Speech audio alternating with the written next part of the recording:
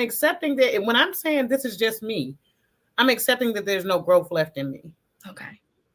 So I'm deciding to be mediocre. I just wanted to be heard.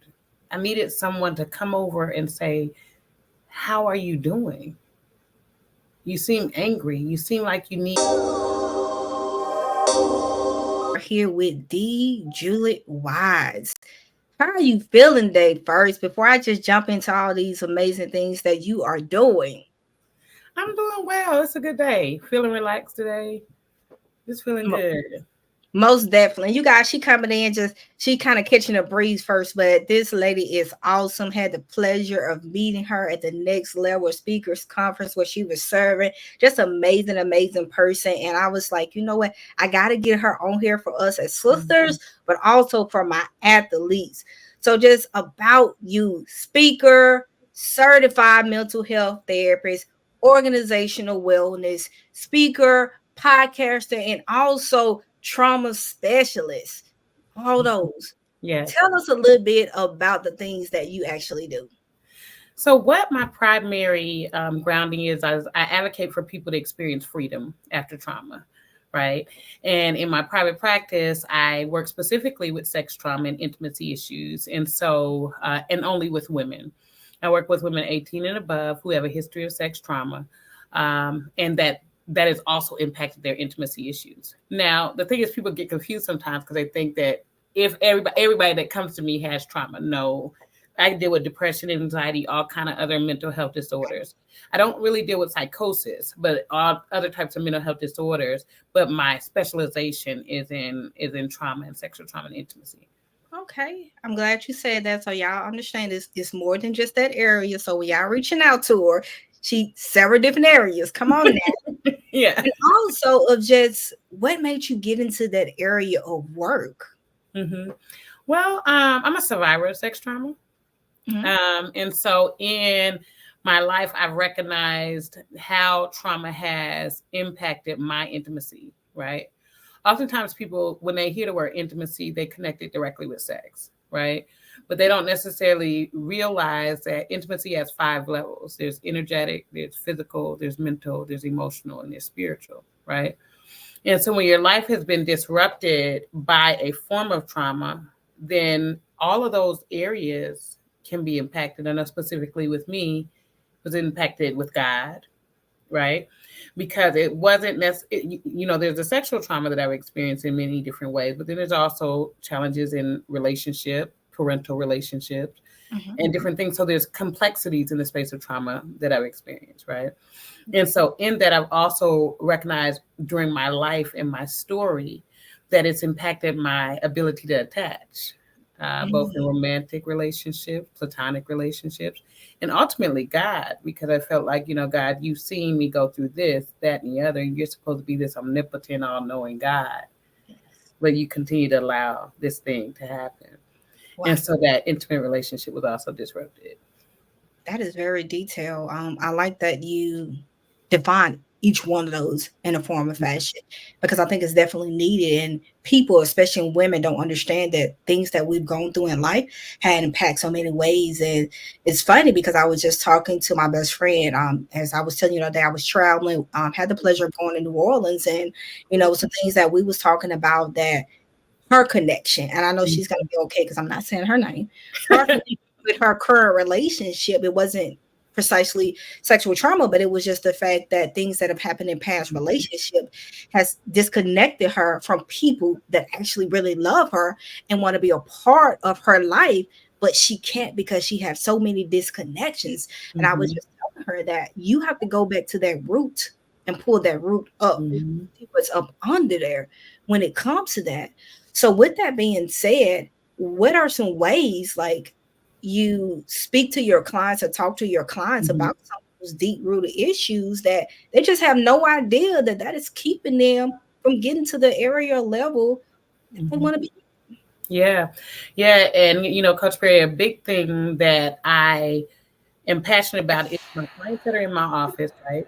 And then also entrepreneurs and women, right?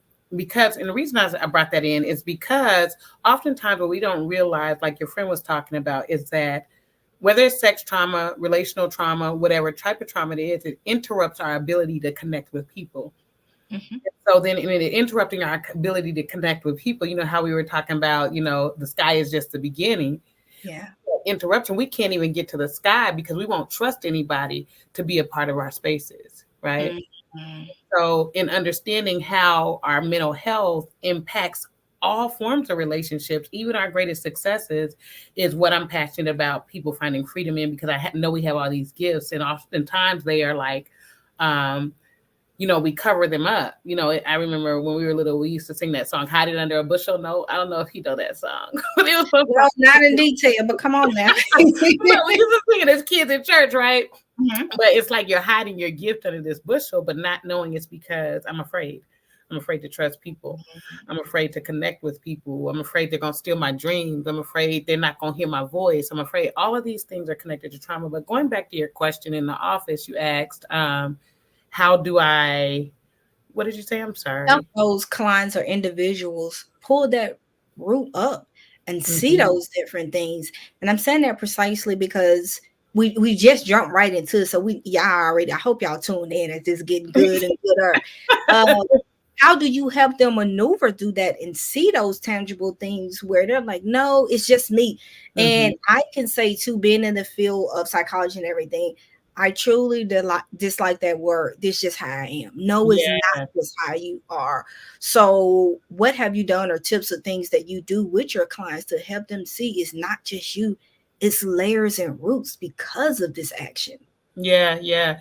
And so I specialize in, I'm trained in a type of therapy called eye movement desensitization and reprocessing therapy, which is EMDR, right? Mhm. And what EMDR does is, without going into the full length of details, but it helps us to understand how trauma gets locked in our brain, connects to these negative cognitions that impact our present. So in that, we identify the past, what we've experienced in the past, and how it impacts our present and how it will go into the future, the three prongs, right? And we also assess how the memory of these events our body holds on to, because I can't think of the name of the author at this minute, but The Body Keeps Score is a book, and it talks about how our body holds on to trauma.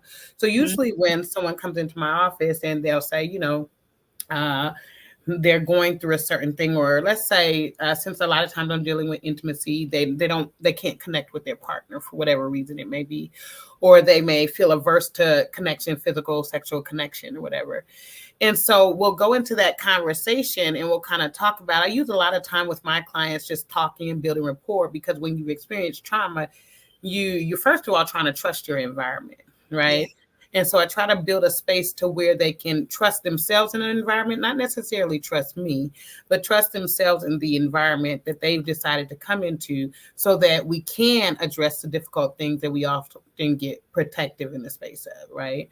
And so if they're talking about that, then I'll ask them, when does that show up for them? You Mm. know, how does it show up? And what is the thought process when it shows up? So once they start talking about that and they talk about the thought process of how it shows up, and I'll say, okay, well, what does it feel like when you talk about that? Now, some of us are highly dissociated, so we may not understand what it feels like, but I'll say either what does it make you think, feel, and believe, right? So then when we identify what it makes you think, it makes you feel, and it makes you believe, you may say, well, it makes me feel that I'm dirty, or I'm not good enough. Mm. Or, and then I'll say, okay, do you remember the first time you had that thought? If they can't think of the thought, I want you to pay attention to what you feel in your body. Do you remember the first time you felt that feeling? Right. And so then once we get there, now we have an entryway, because I'm able to say, they're like, oh man, I remember when I was in first grade and this teacher said this to me. Yeah. That's that feeling I had. And so then now we're starting to open up the space to ask the questions and get to the core. That is detail. I love that detail on that because it provides so much. I like to say open-ended, but it Mm. opens them up to really be able to respond to what is needed to get to that on it. Have you ever had any clients that was just not willing to open up that process Mm-hmm. of let me really go back, think, believe, and feel? Have you ever Mm-hmm. ran into that?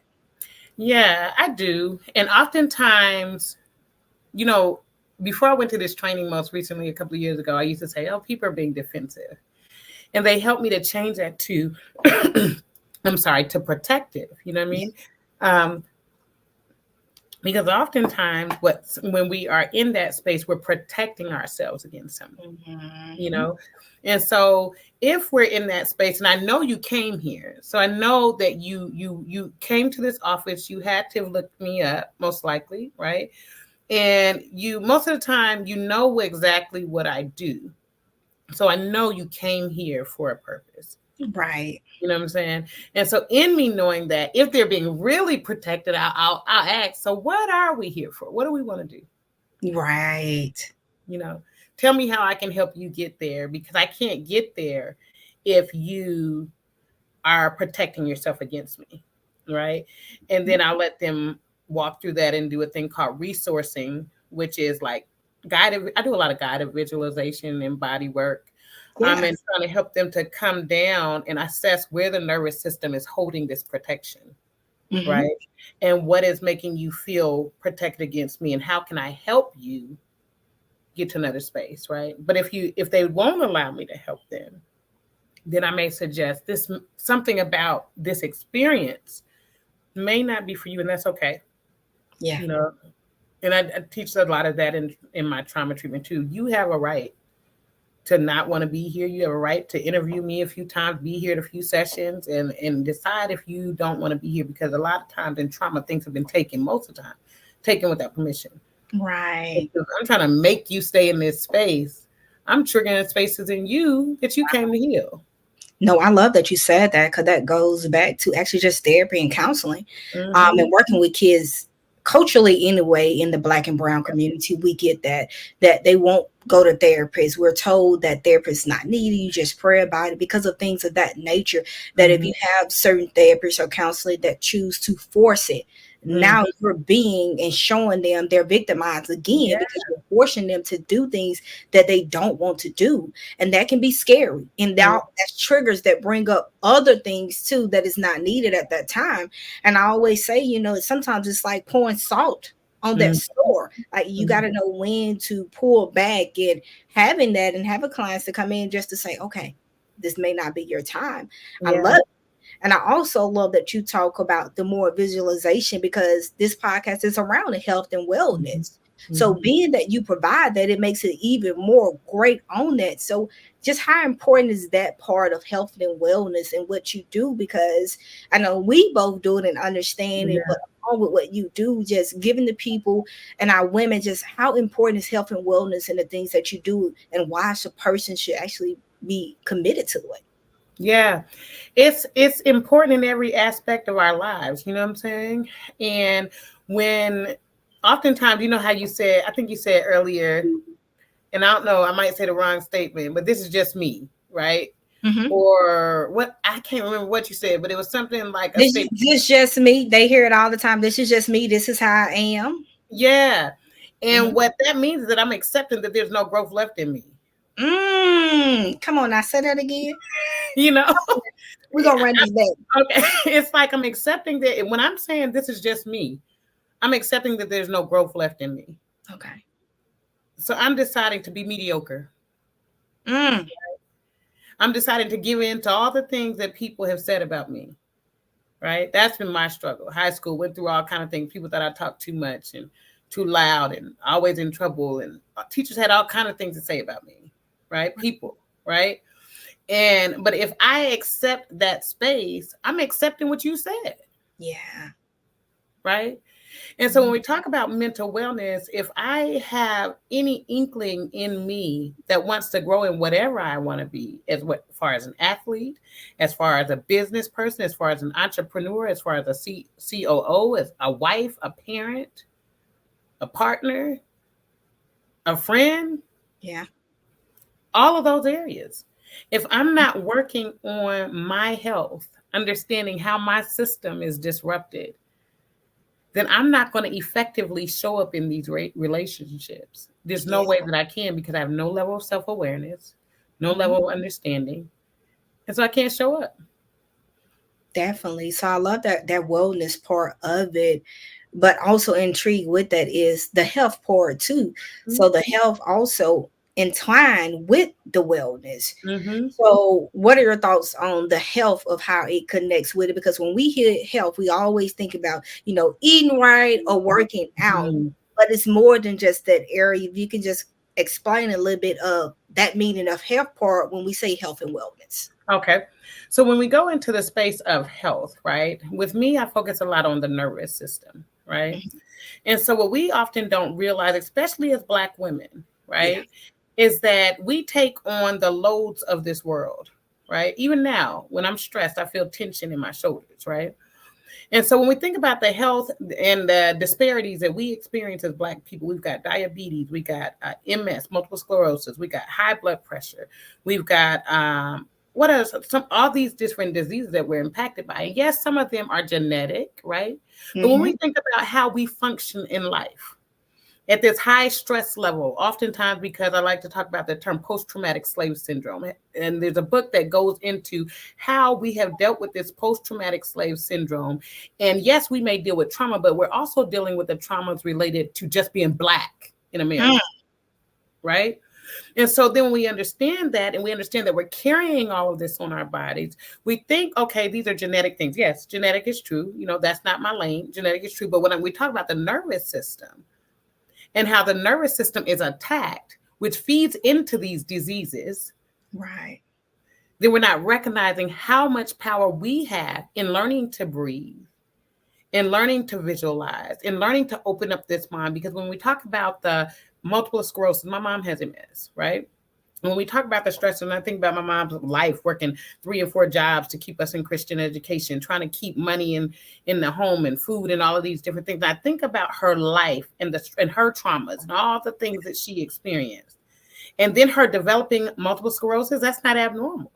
Yeah. Because your nervous system has been working in overdrive for a majority of your life.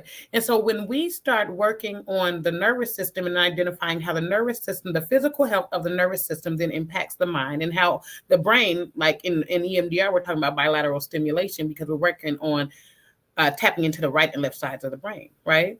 Because when we're tapping into this right and left sides of the brain, we're allowing the brain to bring itself to a calm so that that trauma that's locked in can release, right? And so, but if we don't know how to bring ourselves to the calm, we're constantly working out of that space of trauma, defensive, snapping at people, not being able to stay on a job, not being able to connect with our partners, not being able to understand why they don't understand us, And when we talk about your area athletes, my daughter is an athlete, right? When we're not able to understand why I'm so offended by why the coach is talking to me this way. Yeah. Why I'm not able to get that she's just trying to teach me and get me to the next level because I am stuck on she shouldn't have said it that way. When she said it that way, it hurt me this way. Now, is it wrong that it affected me that way? No, but it's understanding that oftentimes that person who said it, I'm not realizing it triggered something in me that has nothing to do with her, but it feels like it's her because that tone I grabbed onto, my body latched onto, my nervous system latched on, my memory latched onto. So she gets the response of all that trauma. Yeah. Come on now. Oh my gosh. I love it, sis. Like all that she provided, the educational with it and the knowledge, you guys, of what she provided. But most important, I hope you guys got out of that. It's still the trauma and the things that we've carried on make us react those certain ways. Yeah. And that even has with me to think about. It was certain situations that I had to learn to deal with myself because I know I reacted in a certain way to certain things because of how I was raised or how I felt like I didn't have that father figure in my life. So certain things, what men say, you dare say to me because I'm coming full force. But also as an athlete too, as well, it was one of those vice versas where I had male coaches. So my male coaches, I drawn to the words they say because I was looking for a father figure. But from a mom, because I disliked it at that time, things that my mom did. If a woman coach dare to say something to me, chick, you don't know who you talking to. Exactly. I'm coming with you full force. But now you've plainly said those are because of the nervous system and things that we have embedded in us and not released. It comes out. And then we say, oh, that's just me. That's just how I am. Ain't nobody finna talk to me any kind of way, especially as sports players. So that is huge to be able to provide that information. And I'm glad you went over there to that sports player side, because we recently had an amazing interview with a young lady, played tennis, awesome at Kansas State University, but she dealt with trauma. And I definitely want to speak on that and your suggestions for other female athletes that are dealing with trauma. She was actually raped while she was at school. And it's only interviews, so you guys, I please check that next interview and make sure you check her out on there, because she was able to speak about it. But she said of how that trauma articulated to how she played as a sports, and now she's a professional. And she said once she started talking about it, she was able to hear what so many other athletes that came to her on the back end texting and calling her saying, hey, I experienced that too. Yeah. But she's on different medication and things to help with that anxiety and overwhelm because of that. So for those athletes, female athletes that are dealing with that trauma, what are some advice you can give them? And I also want to say too, trauma won't just be being raped, but trauma is, like, I have some athletes that I had the pleasure of coaching. They've graduated and they're no longer playing. They did not meet the level to go to the collegiate, and some of them are actually battling with it mentally on it. So just what are some thoughts and words for them, because they're dealing with it. So many athletes are dealing that behind closed doors from especially other males when it comes. Yeah, and I hear you in saying that it's levels to it. You know what I'm saying? Like, it's like there is sexual trauma that we can experience in the space. There is trauma just from dreams being disappointed and not being able to get into the space of that what we thought it was going to be. And so the first step that I suggest for people is to accept that this is something I'm dealing with. Oftentimes, the largest problem that we have is accepting that we're dealing with this thing. And so then when we don't accept it, we're continuing to walk in a space of confusion related to why I'm on edge, why I can't get to the next goal, why I can't figure out these things, because I haven't accepted that I'm dealing with something in the first place, right? And so then when I accept that I'm dealing with something, now I've got something I can work in the plan of. I can say, okay, well, what am I feeling? You know what I mean? What does it feel like to be disappointed? What does it feel like for my life to be disrupted and for somebody to take advantage of my body, take advantage of my mind, and disrupt everything that I felt like I had control over, right? What does it feel like? And then when I understand that, I say, okay, if I'm not able to get words, because not all the time are we able to get words, am I willing to allow somebody in to help me to identify words? Because when we're experiencing trauma, sometimes we can't do it by ourselves. We can try our best, right? But we need somebody to come along in that path to say, okay, let me walk this with you. God has given me the ability to study these tools so that I can show up with you and help you walk this journey so you don't have to walk it alone. Yeah. So my suggestion is always identify if you're in denial related to what you're dealing with. Identify what your mood likes in reference to what it looked like before you experienced a traumatic event. If I'm isolated, if I have bad habits, like if I drink, if I smoke, if my outlet is sex, whatever it is, if I'm realizing that these behaviors are increasing to a high degree, then that lets me know that something is off in my space. And if I'm accountable to myself, or I have good people around me, that's another thing too, having good people around you to say something is off, something is different about you. How do I identify how to accept that the people are saying something is off and decide when I'm ready to get up? Sometimes we're not ready to get up, right? And so we give ourselves permission to stay down for a minute, man down, right? But then we have to say, but when am I getting up? And so my suggestions are those things to say, okay, what has changed in my behaviors? What are the feelings that I'm seeing, that I'm experiencing often? How is it showing up? How is it impacting those around me? Do I feel stagnant? What's changed? Things have changed. And how am I getting up? Ooh, come on now. Yeah, she did that and barely breathed and just gave it to y'all just like that. Oh my gosh. I love that. To my ladies, I hope you guys are really taking in and go back and rewatch this several times to understand those steps that is needed, because this is not just needed for that trauma, but this is needed in life. Those steps, you're going to constantly be reevaluating different things in your life and how you're feeling. And most important, just as a woman, because we face so many different challenges. And I'm very big being, directly working with female athletes. it's these things. Mm-hmm. Because I know so many of us are struggling once, like you said, because trauma come in different ways of just being able to live up to the expectations of your parents, expectation of coaches, and social media too. Yes, sports are doing a high level rise for women athletes. It should have been. It just started, which means to me, a lot of people, I look at from my psychology lens and talking with you about that too. I would like to talk is we see it as it's great, but we're not seeing on the back end of what's going to start coming. The more anxiety, the more overwhelming is going to come to meet those levels because everybody wants that NIL deal. Everybody want to be seen. Everybody wants to be number one. So it's more work that is going to come and be poured into everybody. And as we gather, two more questions, you guys, with this right here, I know y'all like, look, we can keep going on and on and on.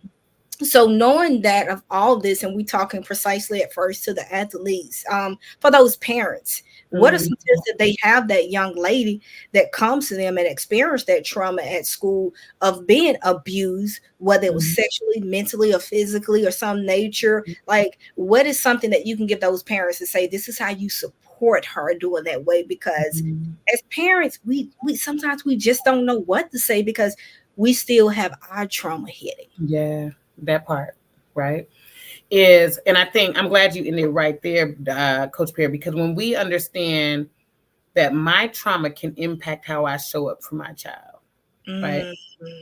And so if I understand that my trauma can impact how I show up for my child before I respond, because I might respond out of hypervigilance. With my history of sex trauma, when I was pregnant and got pregnant with a girl, it devastated me. Because all I saw was my experience. And I was like, Lord, how am I going to protect her from this world? And so my anxiety was so high related to having a girl, right? And so, and then other things that people tell you when you've been sexually abused, like you're going to be abused or you're going to be attracted to this. It's just so many stupid things that people tell you that are wrong, right? And so that's a big, I'm sorry, I know I got out of trouble, but that's a big thing that I'm an advocate for too, is people understanding, know your stuff. So you're not speaking something that's wrong, because you could re-traumatize somebody in the midst of, you know what I mean? Come on now. So that's why I'm very protective of my clients in that space too, and asking more questions and putting things on them, right? And that's the same thing that I suggest for parents, because in the beginning, when I first had my daughter, I'm sure I was teaching her too early. I don't think I was teaching her wrong about sitting in men's lap. Right. But I'm sure I was like, don't do this, don't do that, don't do that. And until I went to therapy and my therapist helped me through it and helping me to understand, first of all, her developmental stage where she can even understand where you're trying to teach her these things, Now, at 4 years old, I can teach her, don't go and sit in people's laps, right? I can teach her that her no's are respected and she gets to say no and she ain't got to say hi to everybody. And so I can teach her those boundaries there because, in our communities, we teach that you're being disrespectful if you don't give them a hug. Take that $1. No, don't take no $1 from no man, nobody. Right? Unless I tell you, girl, you are dead on with everything. Because again, and look, it was a young girl, going back to what I was saying about my friend. And also I have another friend that has a daughter, and her parents just do not like it. But the baby girl wants to jump up. She wants to be in people's lap. But she's passionate. She's a baby. She don't understand. But like you said, it's going to get to that level where you teach her, but she runs up. She see a man in the store and they're like, oh my gosh, she shouldn't be doing that.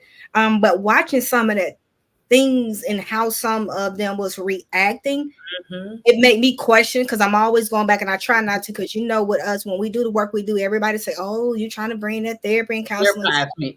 Right. And I'm like, how you guys are responding, maybe because of some roots that you have not healed.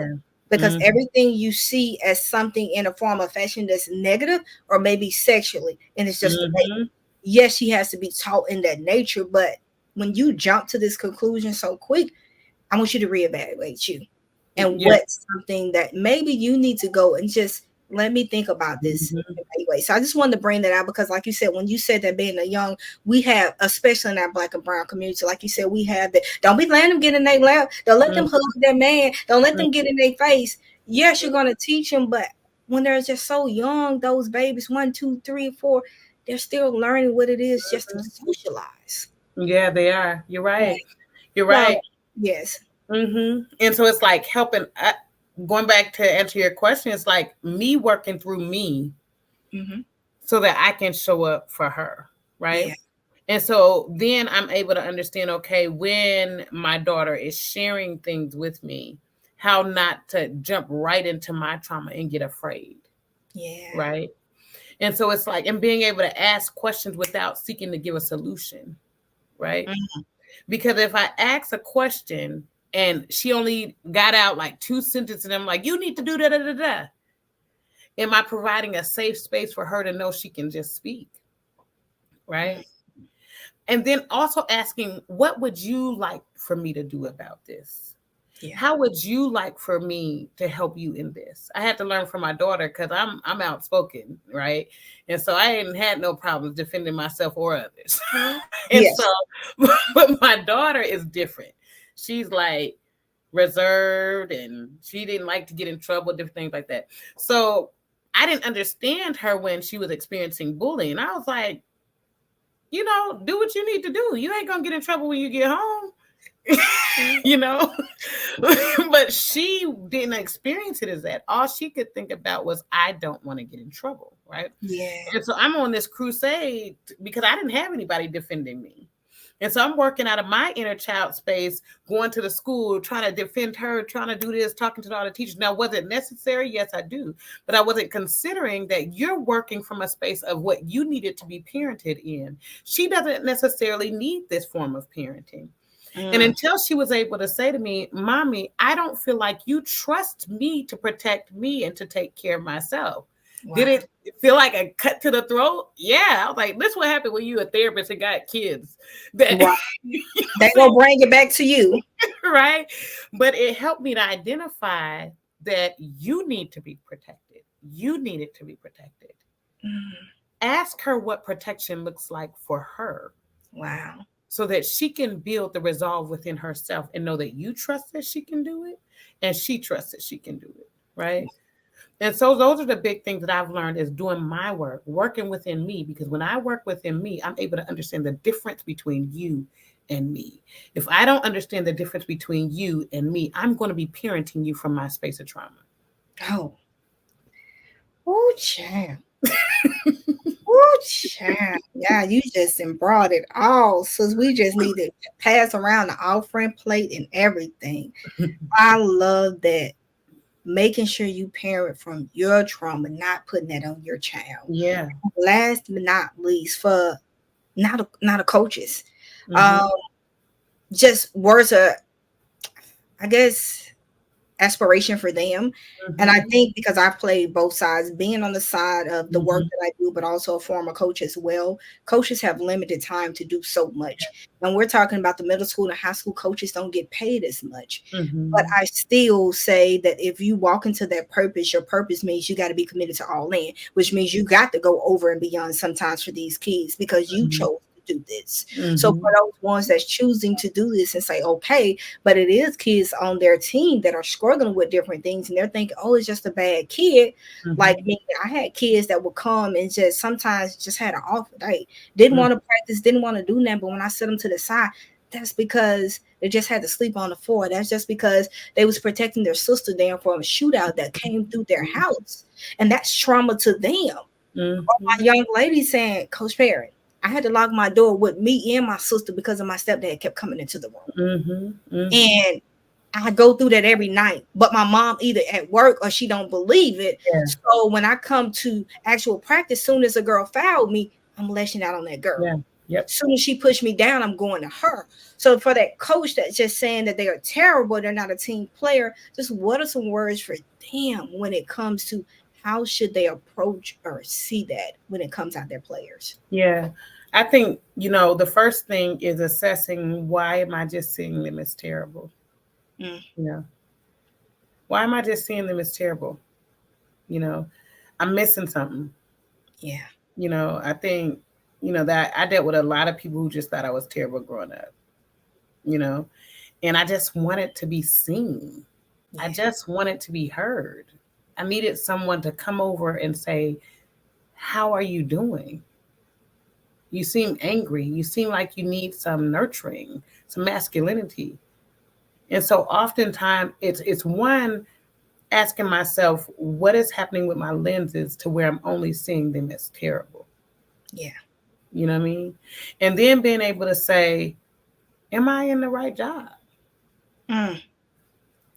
If I'm in a space where I see these kids or this space is terrible, as much as a role as I play in this position, Yeah. that's a serious position. I'm responsible for these kids' development, and a lot of the coaches are seen as parents. It's been a lot of time. You're reparenting, you know? So if I see them as terrible, I might need to evaluate. Mm-hmm. What am I in the right place? Yeah. You know what I'm saying? And even if I'm in the right place, okay, what in me is that kid that I see as terrible? What's it triggering in me? What does it make me think, feel, and believe about myself when they looking at me funny or they won't smile because I want them to smile? Yeah. Or when they won't move because I want them to move because it's gonna make me feel good, right? So Definitely. when I'm in that space, it's looking at them and saying, when this kid or this adult or whoever it is I'm coaching makes me feel this way, what does it remind me of? Yeah. What is it triggering me? Because when I understand, I'm sorry, excuse me, when I understand what it triggers in me, then I'm able to get to the baseline and realize this is not about that kid. It has nothing to do with them. And so that's my encouragement to healers, to coaches, to therapists, to speakers. We have a responsibility. You got a responsibility to the people that God has entrusted you with in every moment. Yes. And it's not human for us to be triggered by them because we're humans. But it's been able to understand when I'm triggered. In sessions, sometimes I could be triggered by something somebody does, a body language or something like that. And I'll have to sit there in that moment and say, okay, God, what is this? What is it?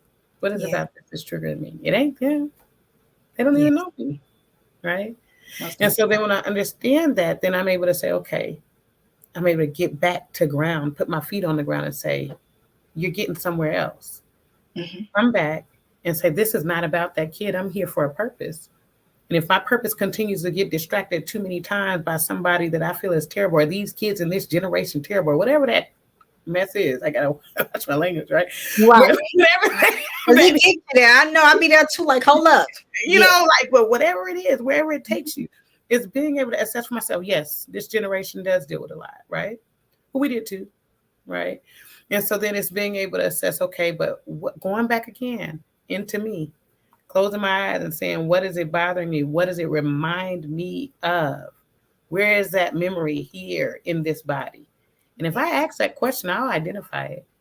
And then I'll be able to say, okay, this is not about her. Now, what does she need? She might trigger me. She may be me. So she may be acting like something that I've been, and it triggers me so much because I'm looking in the mirror. You seeing me. You know what I'm saying? So then I ask, what would I have needed? Yeah. And that's what she needs. So that's what I suggest. Oh man. Thank you so much. You're welcome. Well provided, well needed for this podcast of speaking. I hope you guys got a full load to just think about when it comes to this information that she provided, because as always, I'm always a student as well as a teacher and a leader. So definitely as a student, you provided me with some great information to carry on to the work that I do. So thank you for that. Thank you for the work that you're doing. Sis, you're powerful, you great, you're amazing, you dope. I'm just blessed that I was able to meet you and connected to you, because what people don't understand, especially as I'm talking to my women, when you're connected to other great women, we don't see each other as competition. We see each other as greatness and uplifting. So to hear her speak on things, even though I speak on it too, I'm always learning. And I Yeah. know the words that she spoke is going to help some individuals, from the parents, the coaches, and the athletes, and just young ladies in general that is listening to this. So don't worry about the competition. Worry about growing. How can I grow? How can I get better by connecting with some other sisters? Get out your feelings. Girl. Check yourself. What am I feeling, thinking, and believing that I can't connect right here? So again, Queen, I thank you. I know I'm gonna have you back on here, because so much more I know you can go in detail on.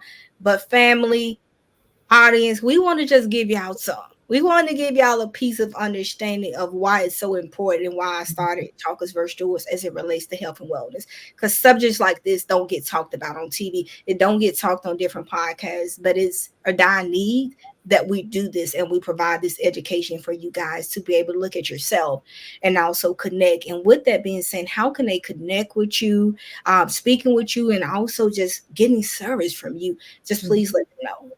First, I want to say thank you. Thank you for having me on here, Coach Perry. I appreciate it. And I appreciate you pouring into me. I feel like I'm a student of life too, always growing. And, once we stop growing, I might as well be in the grave, right? And so I appreciate your words. God is good. I'm just thankful for what he's doing. We got missions in this world and we're trying to reach them. But you can reach me at on Facebook, Juliet Wise, just Juliet L. Wise. Also, my practice is Journey to New Beginnings Counseling. And I know I may have said that fast. Journey to New Beginnings Counseling. I'm sorry, counseling services. Right now, I only see clients in Alabama, but we're about to have the Interstate Compact in October. Go ahead. Alabama has been approved. So, hey, hit me up in October if you're not in the state of Alabama. And we can discuss what services may be able to look like once that Interstate Compact goes through. On Instagram, I am Juliet Wise also. And you can find me there for speaking engagements, for therapy, for coaching, for consulting, and I'm developing some programs too. Come on, definitely adore. Yes, she is. She is doing it. Let's go. And most definitely, you guys, we will have that all listed. Once you watch the interview, it's going to be all below, so you can get all your information of how to actually connect and reach out to her. And also in the comments, I want you guys, please don't be shy. If you have any questions or something, drop them in a comment, or even if your thoughts on this interview, show us some love. I would definitely make sure she get that information too, but show us some love. Give us any feedback on what is needed. But we thank you guys also for watching. But y'all know what it is. It's your girl, Coach Perry. And as always, don't just talk about change. Be a doer change. Why? Because you deserve it. Let's grow, you guys.